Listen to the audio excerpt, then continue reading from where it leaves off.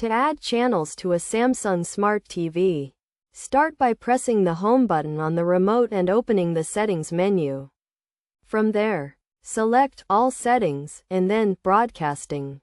To add channels through auto-tuning, choose Auto-tuning and select Start to search for available channels. Note that this will delete the existing channel list in the next step.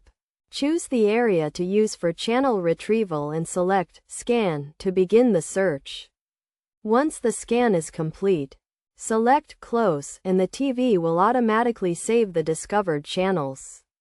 Alternatively, to add channels through manual tuning, go to All Settings and Broadcasting, then select Expert Settings and Manual Scan, followed by Digital Channel Tuning.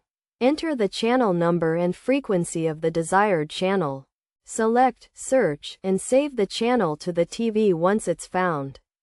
By following these steps, it's possible to easily add new channels to a Samsung TV.